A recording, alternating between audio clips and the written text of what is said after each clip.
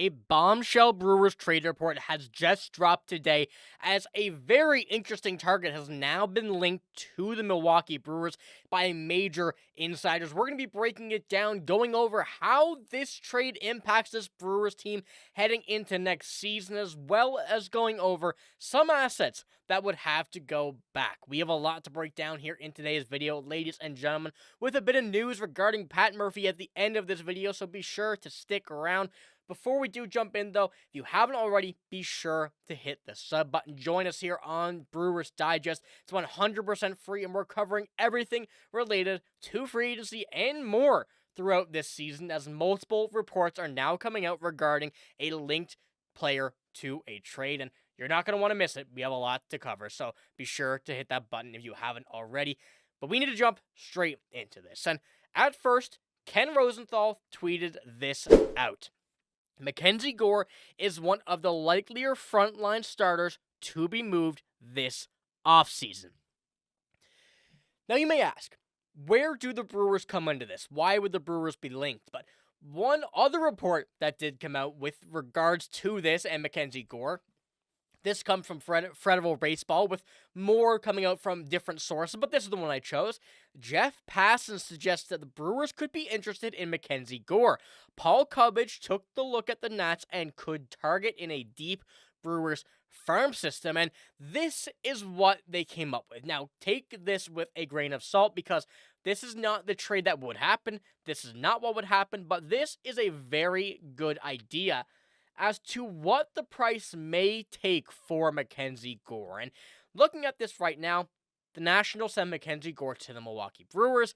Cooper Pratt, Logan Henderson, Andrew Fisher, and Robert Gasser would be the return. Now, Nats replenish the farm in a couple of areas needed as well. The Brewers get a budding ace on a 2-year of team control, and I get Fisher on the Nets, but on the Nats, excuse me. But the big thing here is Mackenzie Gore coming back to this Brewers team. And this right here does certainly seems like it would be a hefty price to pay for a guy like Mackenzie Gore, but this is still just building blocks. This is not anything that has been confirmed, anything that, is at really any point being linked. The only thing we know right now is that Mackenzie Gore is linked to the Milwaukee Brewers. Now, Mackenzie Gore, a very interesting pitcher who was in the trade involving Juan Soto, originally going to the Padres, he has certainly become one of these guys that you're going to look back on that trade and say, wow, we traded him and lost Juan Soto. But Mackenzie Gore in his career, although very little of his career thus far, has been pretty solid. And you look at his baseball savant here, it doesn't necessarily look great. That's one thing that I think a lot of people noticed, and a lot of people took a look at when they looked at Mackenzie Gore's stats when the Brewers were linked. And that is something that you can take and kind of look at. That Mackenzie Gore's percentiles, his savant, is not great. But what you do see that is great, and what would really help, is when you're on a team with much better defense.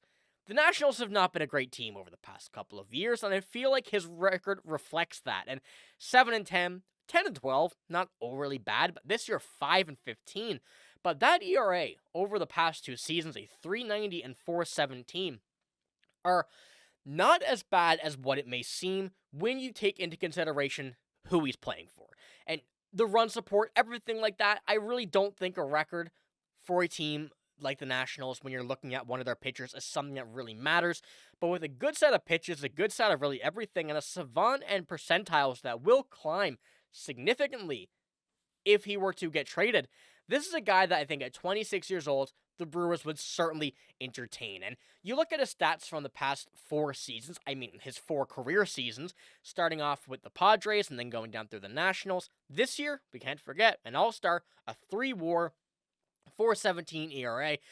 Still, like I said, stats are a little bit inflated, none to his fault, but he's a guy that, with a guy like Chris Hook on his side, someone that can help him, and a rotation as young as they are, but also some veterans who've been here, a lot of players who are still interested in the pitching side of things here with the Milwaukee Brewers via free agency.